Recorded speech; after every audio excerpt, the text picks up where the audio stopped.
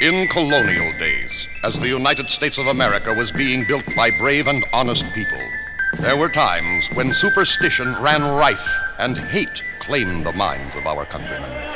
In New England, the mere accusation of being a witch was enough to sentence a person to be tied to a stake and burned alive.